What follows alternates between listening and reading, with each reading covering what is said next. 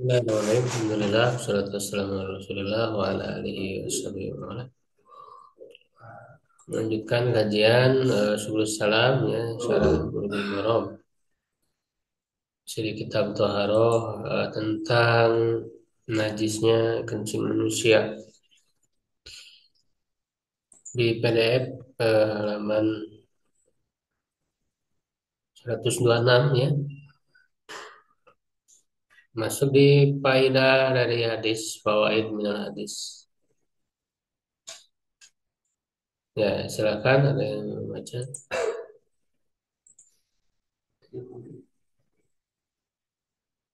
Yang lain barangkali.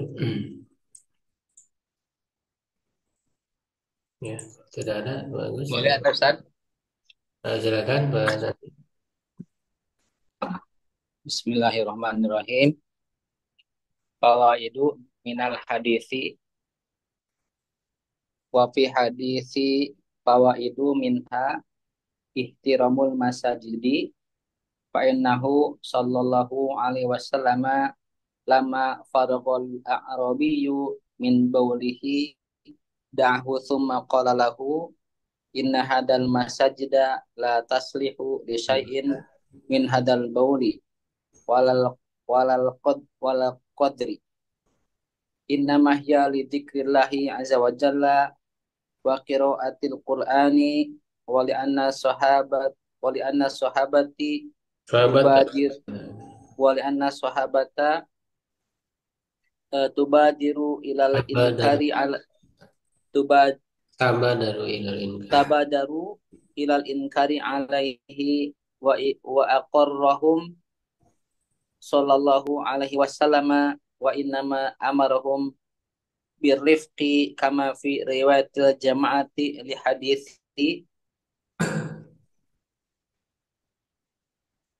Hadza hadithi hadal hada li hadithi hada ila musliman annahu qala lahum innama bu'ithtum muyassirina walam tab'atsu mu'assirina belum tum masuk. walam tub'atsu Nah, sesama atau disakit itu buat walam tub'atsu mu'assirina walau kanal inkaru ghairu ja'irin liqala lahum La la innahu laqala lahum innahu innahu lam yatil a'rabiyyu ma yujibu nahayyikum lahu nahyakum. mahyakum lahu. Ya cukup Saleh. Ya, sini. Barakallahu. Nah, jadi setelah sebelumnya sudah dibahas ya tentang hukum masalah najisnya kencing manusia itu disepakati ya semua ulama sepakat ya dan itu tegas sekali dalilnya. Tidak ada yang berbeda ya, jadi tentang najisnya kencing manusia. Kencing kotoran manusia itu jelas. Ya, jadi perbedaan itu nanti kotoran hewan itu tidak tegas ya. Ada perbedaan pendapat. Kalau kencing manusia kotoran hewan sepakat semua. Nah, setelah membahas masalah hukum ya tentu ada faidah gitu ya, ada manfaat yang diambil dari hadis ini. Ya, wafil hadis fawaidu. Dalam hadis ini ada beberapa faidah. Mina diantaranya satu ya, ihtiramul masajid, menghormati masjid, memuliakan masjid.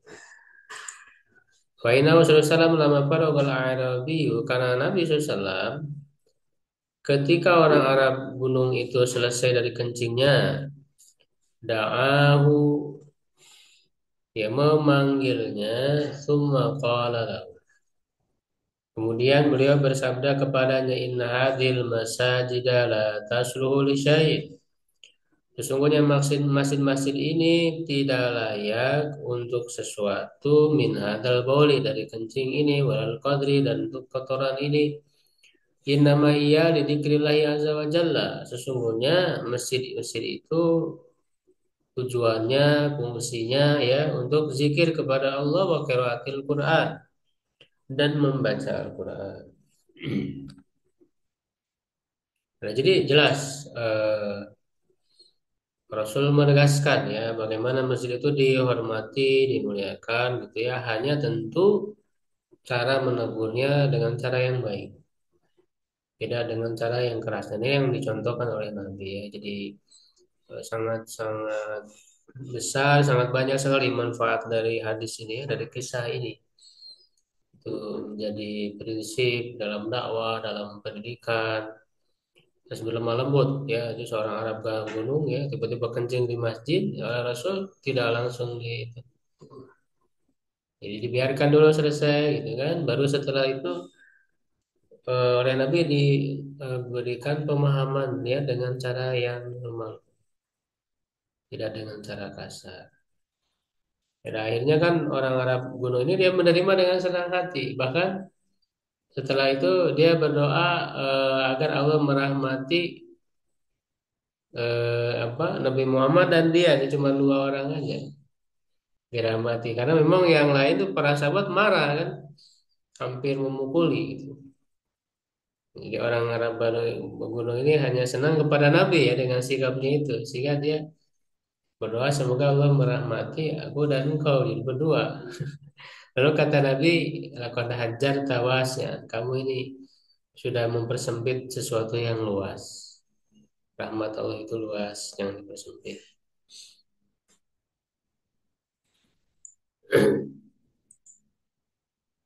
Ya, waliana sahabata tabadaru ilal inkari alaih. Karena para sahabat itu bersegera untuk mengingkarinya.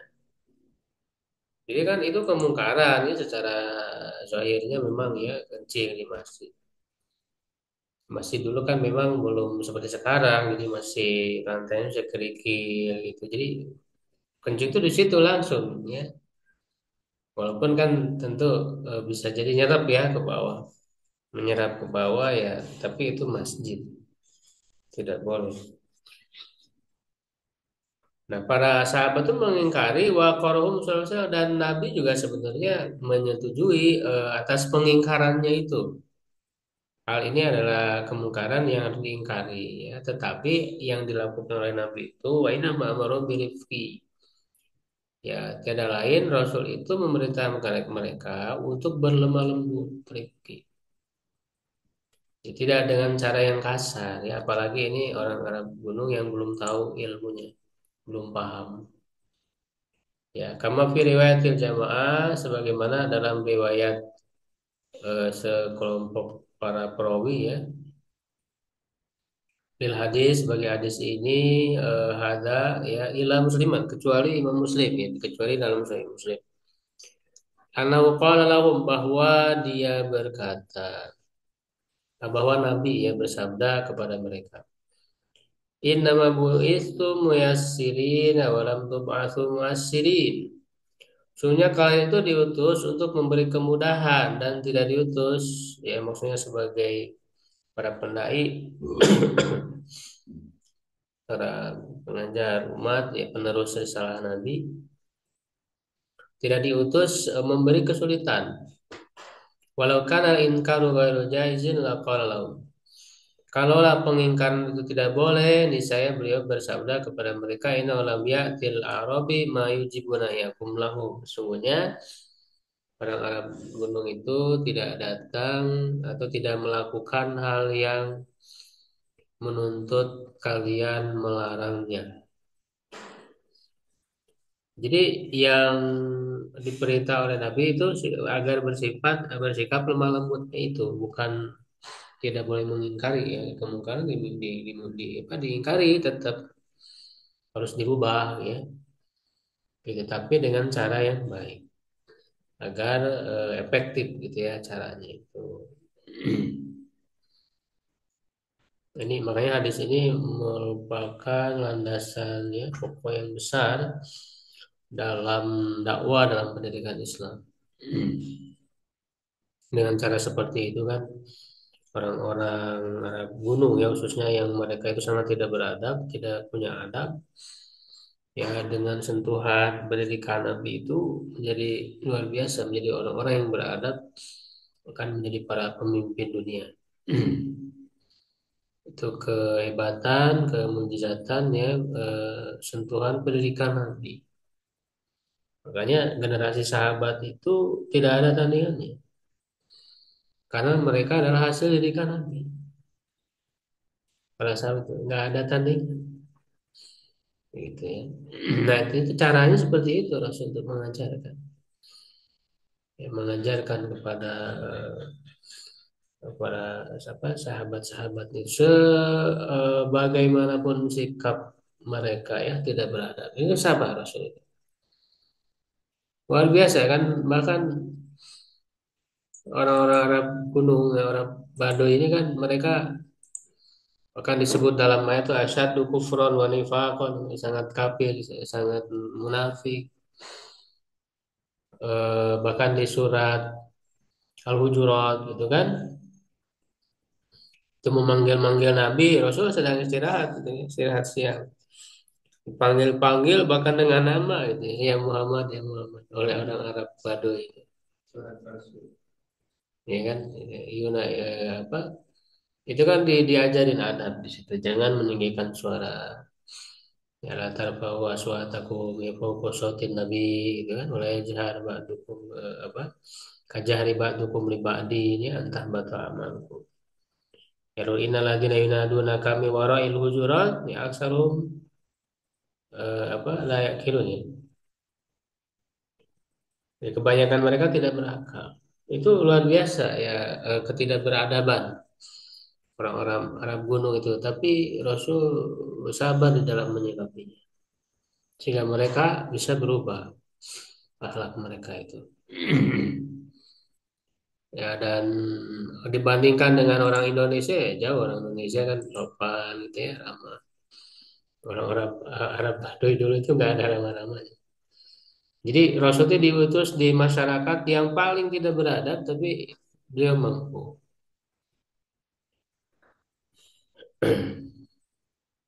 Apalagi kalau diterapkan ya di yang lebih rendah dari itu sikapnya. Sehingga pendidikan Islam itu cocok untuk semua orang, semua latar belakang ya, dimanapun ya mereka. Ya, itulah pendidikan Islam. Zikrul alamin ya untuk semua alam rahmatan lil alamin. Wamina dan diantaranya juga diantara faedah hadis ini arifku bil jahili wa adamu ta'ni fi ya ini mesti apa kurang lebih sama ya dengan sebelumnya jadi lemah lembut kepada orang bodoh ya dan tidak kasar ya, karena memang apalagi dia belum tahu gitu ya belum tahu hukumnya gitu jadi sangkanya ya itu boleh-boleh aja gitu kan kencing di situ ya orang belum tahu gitu ya. Makanya kan ada prinsip-prinsip dakwah itu ya seperti al-qudwah qabla dakwah teladana sebelum berdakwah taklif, qabla ta'rif, ya ada pendekatan sebelum memahamkan. Ya, agar orang itu merasa dekat dulu, merasa akrab dulu, tidak apa namanya, tidak tersudutkan, tidak membuat kesal gitu. Jadi membuat nyaman dulu orang. Makanya dengan sikap lemah lembut. Ketika ada taklif ya, berdekat, nah baru ta'rif, baru memahamkan. Ini yang dilakukan oleh Nabi. Ya, membuat nyaman dulu, biarkan dulu dia kan selesai gitu kan. Setelah itu mendatanginya dengan cara yang lemah lembut, baru kemudian menyampaikan ta'rif pengajaran, memahamkan, ya memahamkan apa tadi ya dengan sabda beliau, inna hadil masajid la tasluhu ya kan bisain min hadzal baul dan seterusnya.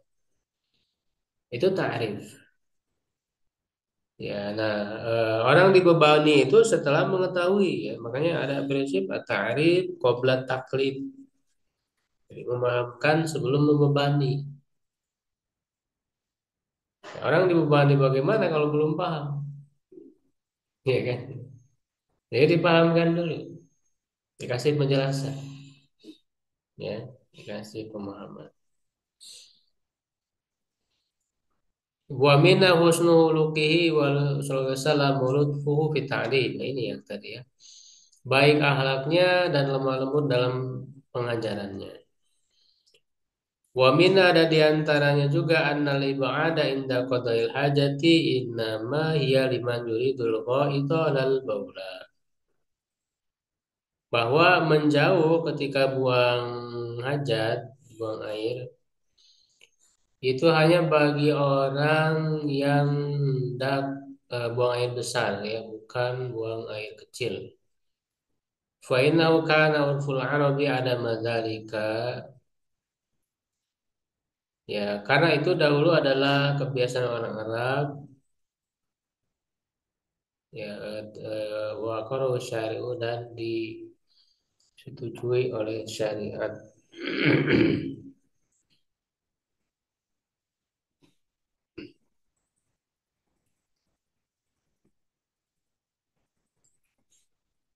Ya, jadi apa namanya?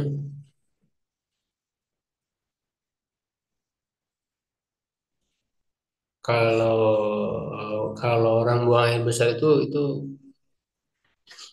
ditekankan agar menjauh dari orang ya. Karena memang kan selain najis juga aromanya gitu ya. Gitu ya, aromanya bau. Sehingga harus menjauh supaya tidak mengganggu. Nah, adapun kencing kan tidak mengeluarkan bau gitu ya.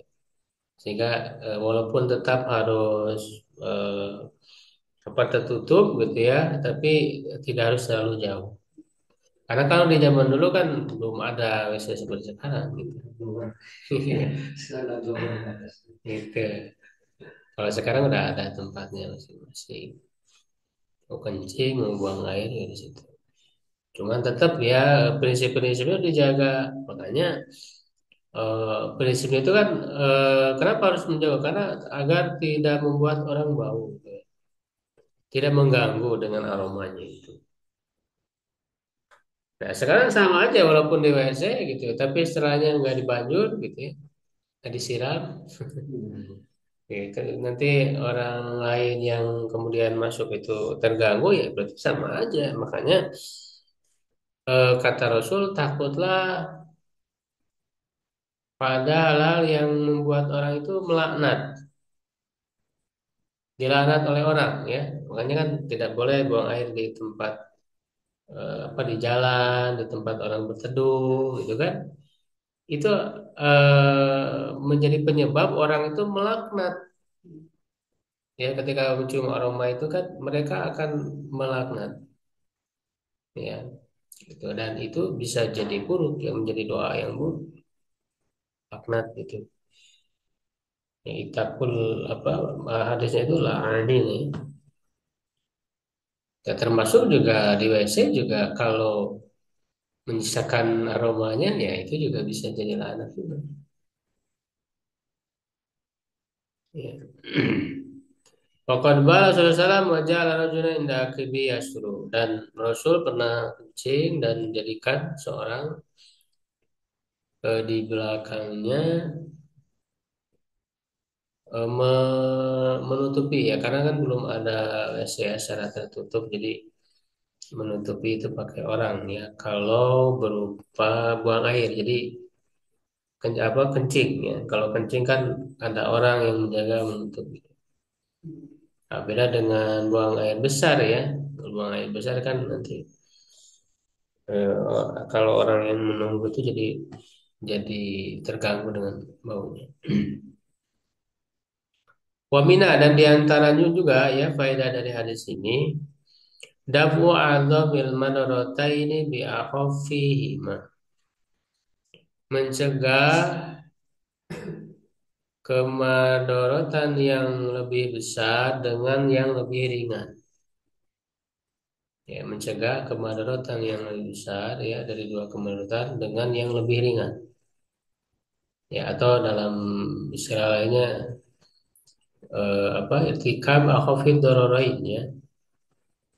Jadi memilih madarat yang lebih ringan. Jadi ketika ada dua madarat, ada dua pilihan, tapi kedua-duanya madarat. Nah, pilih yang lebih ringan madaratnya. Ini bahkan menjadi kaidah ya. Lianau lau qata alaihi baulahu, karena kalau dia memutus ya kencingnya, la darrobi, saya itu akan lebih memadaratkan. Wa kana yasulu min taqwimihi min mahallihi ma ma qad hasala min tanjizil masjid ya. Itu maka dan apa akan terjadi dari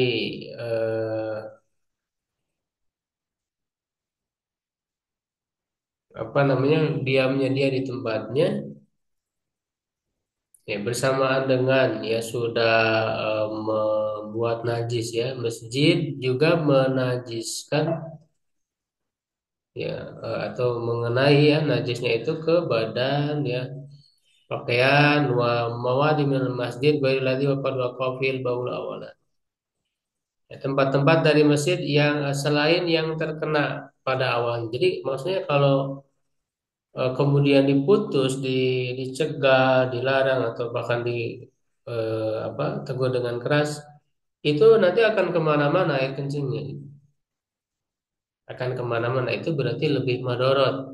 Maka biarkan dulu, tuh, biarkan selesai di situ. Nah, makanya nanti Rasul menyuruh untuk mengambil seember air ya lalu disiram.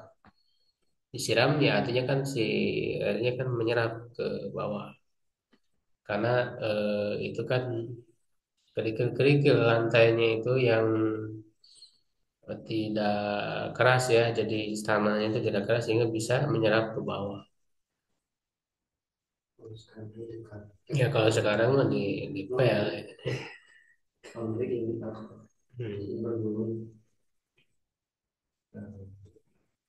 Ya, kadang kalau sekarang mungkin kalau di dalam masjidnya enggak ya. Bisa jadi di tempat wudhu kadang gitu kan.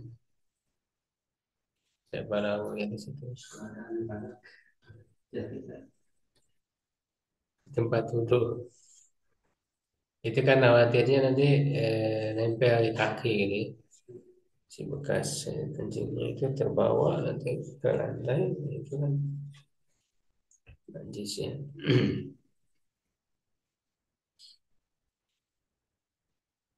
Hadis berikutnya ini mana ya?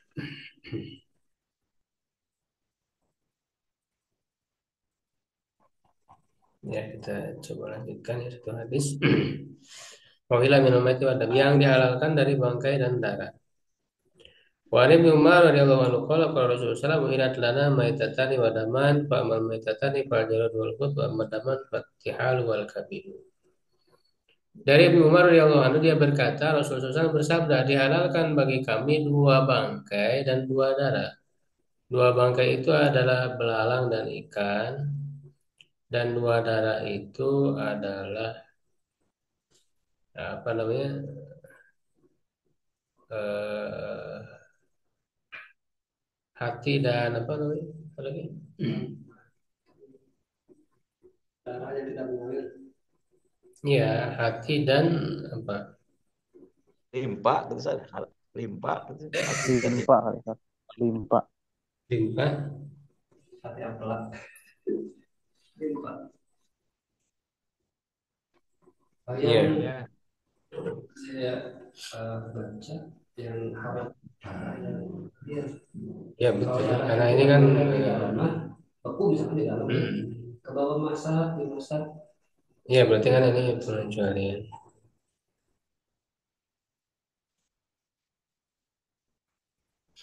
Ya, nah kemudian arajul amal ini tahrijnya ya hati dan limpa ya. Limpa itu ampel ya. Limpa tidak. Limpa itu bahasa dari Sunda kan.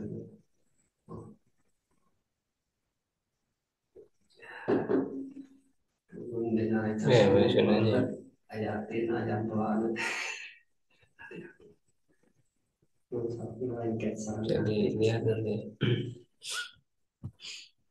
Jadi memang karena tidak mengalir ya karena dia membeku Dan memang dalam ayat juga ya yang diharamkan itu daman masfuhan ya, darah yang mengalir. Kalau yang apa yang membeku ini ataupun yang misalnya setelah dibersihkan di Indonesia ada tersisa yang apa ini nggak masalah. Yang tidak mengalir. Diriwayatkan oleh Ahmad ya Imam Ahmad wa Ibnu Majah wa fihi pun ada kelemahan di dalamnya ya, tetapi ini sahih.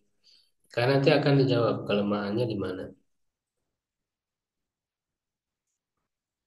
Wa ada Ibnu Umar radhiyallahu anhu qala qala Rasulullah sallallahu alaihi wasallam maitatani ay ba'da tahrimiha alladzi dalat alaihi ayat.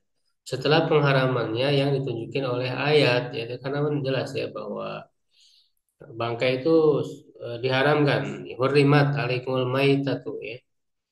Diharamkan bangkai wadamu ya kan. Nah, di sini ada dua damani kadzalik. Wa amal maitatan fal jarad ay maitatuhu wal hutu ay maitat belalang dan ikan. Fa mana fatihal bi zinati kitab dengan wazan kitab. Jadi kitab tihal wazannya fi'al. Wal kabid ya dan hati tadi ya.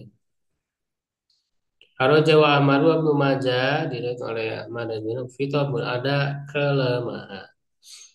Ya, bagaimana kelemahannya? Li'annahu rawahu Abdurrahman ibnu Zaid bin Aslam an Abi dari an Ibnu Umar qala Ahmad hadisuhu munkar hadisun munkar. Wa soha annahu mauquf dan sahih bahwa itu mauquf. Jadi mauquf itu jadi ke sahabat tidak ke Nabi ya. Nah, tetapi ketika ini mauquf ke Ibnu Umar ya. Di perkataan Ibnu Umar. Nah, kama qala Abu Zur'ah wa Abu Hatim ya, Abu Zur'ah Ar-Razi gitu ya, Abu Hatim Ar-Razi. Fa idza sabata annahu mauqufun kalau dia itu sahih ya, valid bahwa dia itu mauquf falahu hukmul marfu ya maka itu dihukumi marfu. Ini marfu hukman li annahu qala li anna qaula sahabi karena perkataan sahabat uhilla lana kadza wa hurima alaina kadza dihalalkan bagi kami begini ya diharamkan di atas kami begini mislu qauli umirna seperti perkataannya kami diperintah wanuhina kami dilarang fayatum bil ihtijaj maka sempurna ya ataupun bisa ya dengannya dijadikan hujah. Jadi kalau perkataan sahabat uhilalana itu ya hurima dan sebagainya umirna umina itu dihukumi marfu karena ketika dikatakan dihalalkan bagi kami siapa yang menghalalkan pasti kan Allah dan Rasulnya gitu. Nggak mungkin mereka menghalalkan sendiri kami diperintah siapa yang perintah pasti Rasul ya kami dilarang siapa yang melarang Rasul jadi walaupun itu pernyataan sahabat tapi atau mauquf ya itu jadi dihukumi marfu artinya sampai ke Nabi disebutnya marhumman ya ke dalam istilah ilmu hadis. Wa yadullu ala hilli maitatil jaradi ala ayyi halin wujidat. Dan menunjukkan ya hadis ini menunjukkan atas halalnya bangkai belalang ya dalam kondisi apapun ya ketika didapatkan. Wala yu'tabaru fil jaradi syai'un sawa'un mata hatafa'an fi au bisababin. Tidak dihitung ya pada belalang itu suatu pun ya sama saja baik dia itu mati sendiri ya ataupun dengan sebab wal hadis hujjatun ala man istarata mautaha bisa bin adami dan hadis ini menjadi hujah ya hujah ala kalau hujah ala itu artinya bantahan ya ya dalil yang menjadi bantahan atas orang yang mensyaratkan kematiannya oleh sebab manusia au biqat irosia atau dengan memotong kepalanya au wa illa harumat kalau tidak berarti haram ya, justru hadis ini menjelaskan tidak ada dijelaskan syarat-syarat begitu. Ya, kalau disebut bangkai ya yang namanya bangkai dia mati dalam dengan cara apa aja. Tapi jadi halal ya yang belalang. Wakadzalika yadullu ala hilmi maitatil huti ala ayyi sifatin wujida. Begitu juga menunjukkan atas halalnya bangkai ikan dengan sifat bagaimanapun ya didapatkan tofian kana au ghairu. Baik itu dia mengambang ataupun tidak, ataupun dalam keadaan mengambang ataupun yang lainnya. Jadi walaupun ikan itu udah pada ngambang gitu ya, itu, halal ya, dan juga tentu dia harus diperhatikan toibannya. Ya tercemar oleh obat atau enggak, nah, itu juga harus diperhatikan. Lihat hadis berdasarkan hadis ini, wa hadisul hilu maitatu dan juga hadis halal bangkainya wakil dikatakan la yahilu minu illa makana mutib sama adami. Tidak halal kecuali yang kematiannya disebabkan oleh manusia atau jazril ma'i ya atau apa namanya tekan gitu ya oleh air, tertekan air atau melemparkannya atau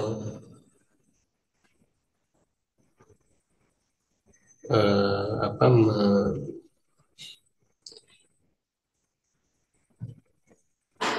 dubi mulai fil hadis dan tidak halal yang mengambang berdasarkan hadis alkohol bahru au jazaru anu fakulu dilemparkan oleh laut ya atau au jazaru anu fakulu ya, menekannya maka makanlah wa ma mata fi fatofa fala ta'kuluhu dan apa yang mengambang padanya maka janganlah memakannya.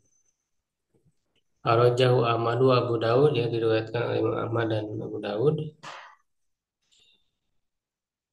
min hadis si Jabir dari hadis Jabir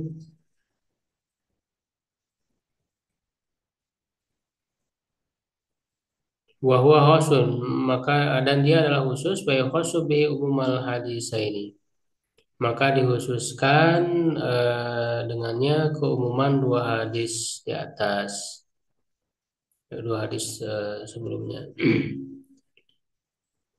Jadi di sini ada hadis ya yang menyebutkan seperti itu. Tapi dijawab ya. Wa ujiba anhu dijawab bi annahu hadisun dhaif bi ittifaqi a'immatil hadis.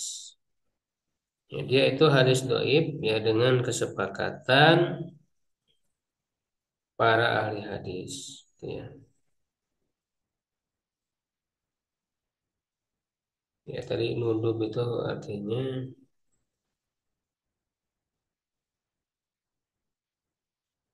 eh,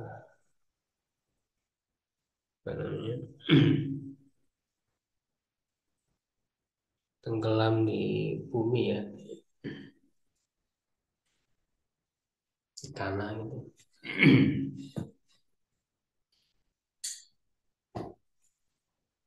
Qala Nawawi Imam Nawawi berkata hadis Jabir hadza dhaifun bi ittifaqi a'immat hadis. Jadi nggak bisa dijadikan dalil kalau dhaif.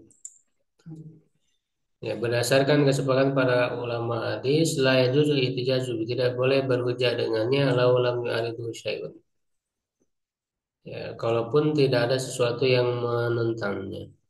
Kaifa wa huwa murad, bagaimana sedangkan dia itu bertentangan gitu. Hadis dhaif itu kalaupun tidak bertentangan nggak bisa dipakai apalagi bertentangan. Fala yahusu bihil am, tidak bisa menghususkan yang umum. Di anna Rasulullah akala minal anbaro. Ya, karena Rasul SAW yaitu makan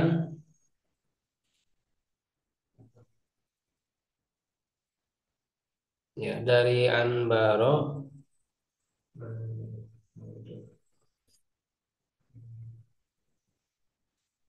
alati qadafal bahru yang dilemparkan oleh laut li ashabis syariah. Ya, ke apa namanya? Bagi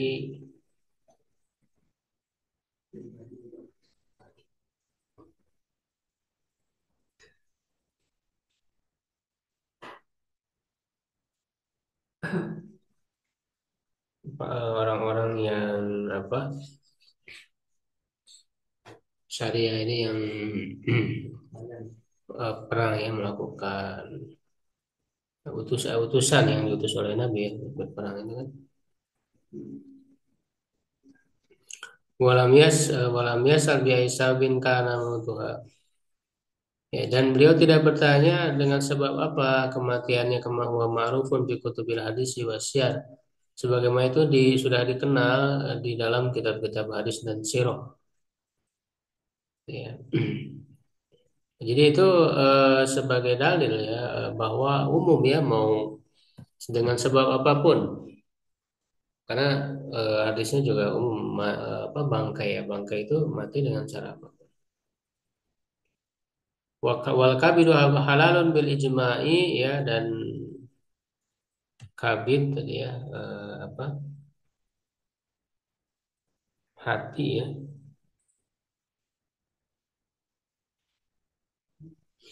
Itu halal menurut ijma para ulama, kadzalika bisa tihal, begitu juga tihal ya yang apa limpah tadi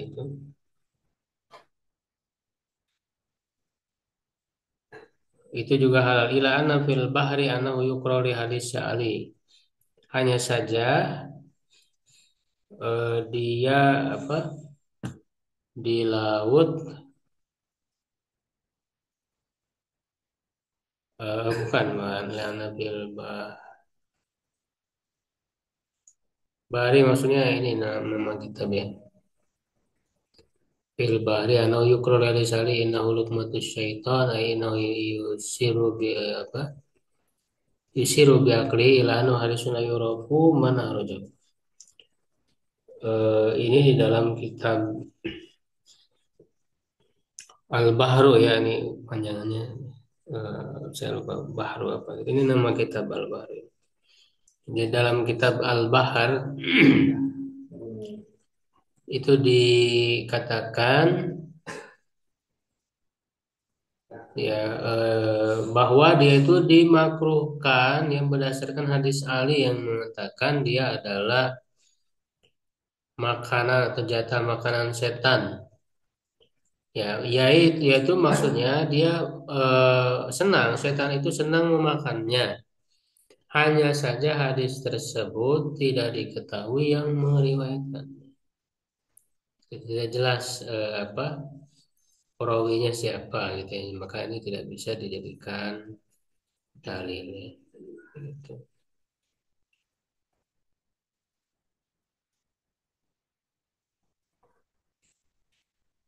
Baik, sampai situ untuk kajian Subul Salam. Kalau ada yang ditanyakan, ya.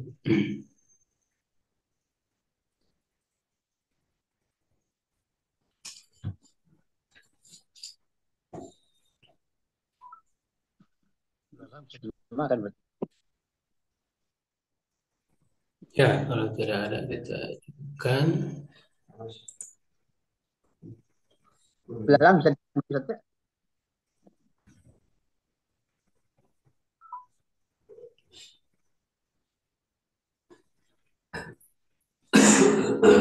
Ya, tentang ini. Berarti yang namanya bangkai laut itu ikannya kan ada dia yang gede-gede dirasa itu ya. Terus hiu sama juga itu hal kalau Iya. dimakan. Ya karena kan itu termasuk binatang laut. Nggak ada pengecualian. Kebanyakan ikan apa di zaman informasi yang lalu kadang ada ikan yang gede mati di laut. Kalau dikubur di pantai misalnya nih, itu kalau dikubur termasuk takdir. Suka ada yang gali beko di pantai kubur semua. Termasuk takdir. Ya kalau masih layak dimakan ataupun maksudnya toib itu kan jadi ini. Kecuali kalau udah nggak toib gitu kan udah ini. Boleh boleh aja. Allah alam shawab. Qul qul hadza astaghfirullah li wa lakum. Assalamualaikum warahmatullahi wabarakatuh.